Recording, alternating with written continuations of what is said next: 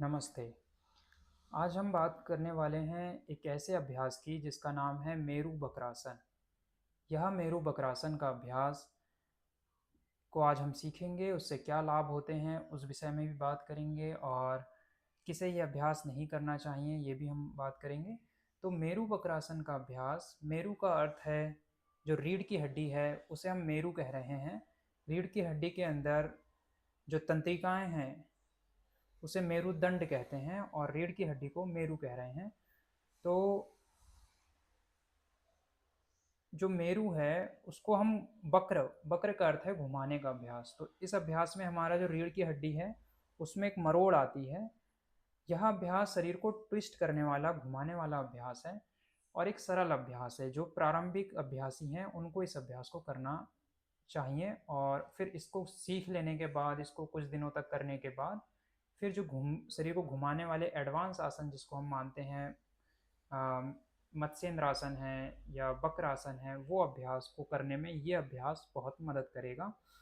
इस अभ्यास को करने से पीठ दर्द जैसी समस्या है तो वो भी दूर हो जाती है। साथ ही रीढ़ की हड्डी में की जो कशेरुकाएँ हैं वो धीरे धीरे ढीली होती हैं। हमारी रीढ़ की हड्डी, हम लगातार बैठे रहते हैं एक ही स्थिति में और धीरे धीरे पीठ में कड़ापन आ जाता है। और जब पीठ की मांसपेशियाँ कठोर हो जाती हैं, कड़ी हो जाती हैं, तो फिर अनेक समस्याएं पीठ में पैदा होती हैं।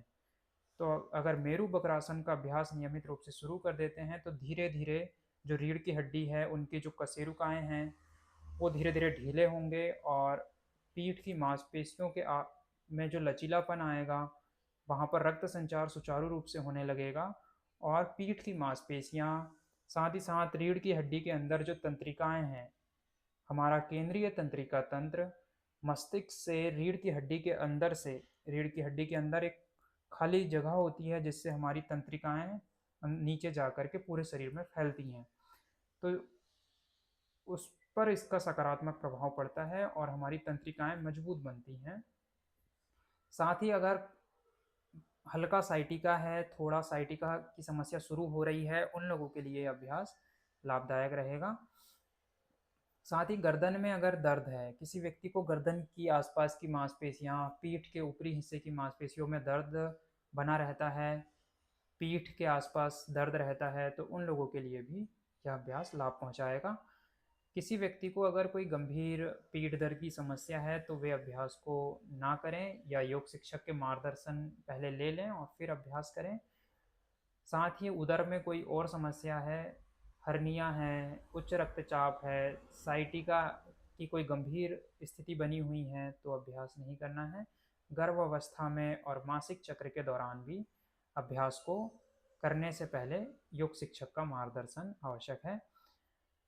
इस अभ्यास को एक सामने झुकने वाले अभ्यास और पीछे झुकने वाले अभ्यास के बाद में हमें इस अभ्यास को करना चाहिए। कोई भी शरीर को घुमाने वाले अभ्यास जब हम करते हैं, अभी हम मेरू बक्रासन कर रहे हैं, वैसे ही बक्रासन, अर्ध मत्स्येंद्रासन, मत्स्येंद्रासन, कोई भी एक ट्विस्टिंग वाला जब अभ्यास करते हैं तो उसे सामने झुकने वाले और पीछे झुकने वाले अभ्यास के बाद करना चाहिए, ये होता है। तो इसे भी हम सामने झुकने वाले और पीछे झुकने वाले अभ्यास के बाद करेंगे। तो आइए इसका अभ्यास करते हैं। सर्वप्रथम पैरों को सीधा करके बैठ जाएंगे। पैरों को सीधा करके बैठ जाते हैं तो उसके बाद दाईं ओर से हम शुरू करेंगे। तो दाएं हाथ को बायां कमर का भाग जो है उसके पीछे रखने की कोशिश करेंगे, जितना हो सकता है पीछे लेकर जाएंगे और उंगलियों की दिशा पीछे की ओर रहेंगी। उसके बाद फिर हम अपने बाएं हाथ को दाएं कमर के पिछले हिस्से पर जमीन पर रखेंगे। इस हाथ को जितना हो सकता है हमें दूसरे हाथ के पास रखने की कोशिश करना है।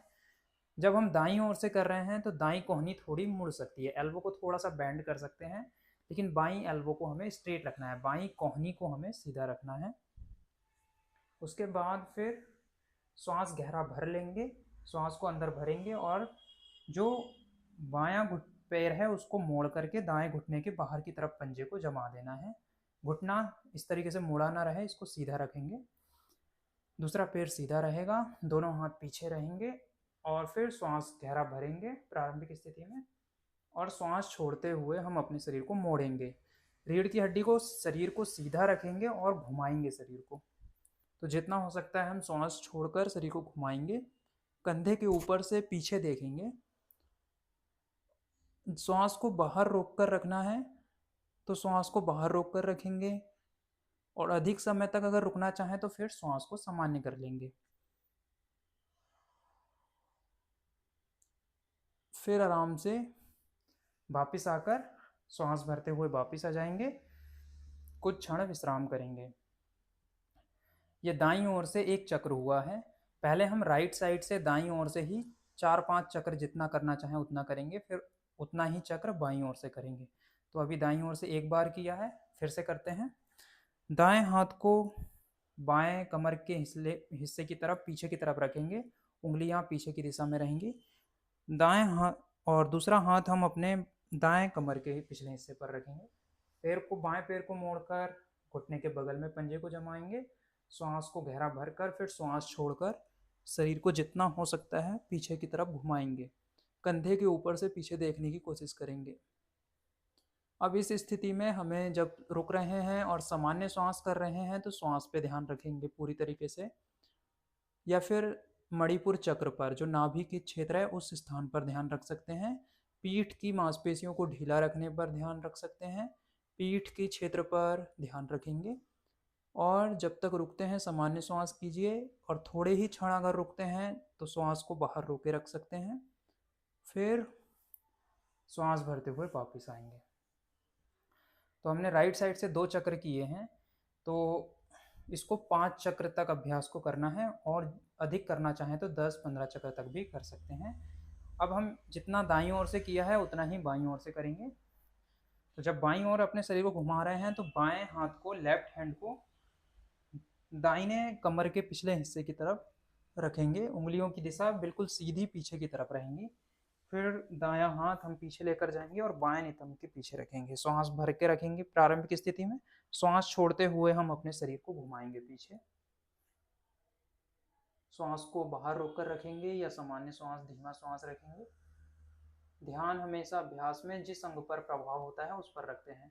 तो पीठ की मांसपेशियों को ढीला छोड़ने पर ध्यान, सामान्य श्वास कर रहे हैं तो सामान्य श्वास पर ध्यान रहेगा, या नाभि क्षेत्र पर, मणिपुर चक्र पर ध्यान रखेंगे। कुछ देर तक रुकने के बाद श्वास भरते हुए वापस आएंगे। ये बाईं ओर से एक चक्र हुआ, तो एक बार और बाईं ओर से करते हैं। हाथ को पीछे रखा, दूसरे हाथ को भी पीछे रखेंगे, पैर को ऊपर उठा मोड़ेंगे और श्वास छोड़कर शरीर को घुमाएंगे। दोनों जो हमारे नितंब है, बटक है, वो जमीन पर अच्छे तरीके से लगे रहेंगे, उनको नहीं उठाना है। कंधे के ऊपर से ज़्यादा पीछे देखने की कोशिश करना है, और फिर श्वास भरते हुए वापस आना है। दोनों ओर से 2-2 चक्र हमने किया है। इसको ज़्यादा भी करना है, 5 चक्र 10 चक्र तक अभ्यास करना है। तो आज का अभ्यास हमारा था मेरु बक्रासन। इस अभ्यास को नियमित रूप से कीजिए और सभी तक इस अभ्यास को पहुंचाइए। शरीर को घुमाने वाले अभ्यासों का शुरुआती अभ्यास है, तो जो एडवांस प्रैक्टिस सीखना चाहते हैं तो पहले इस अभ्यास को नियमित रूप से करना चालू कर दीजिए, तो एडवांस प्रैक्टिस भी आसानी से होने लगेगा। फिर मिलेंगे नए वीडियो के साथ, नई जानकारी के साथ।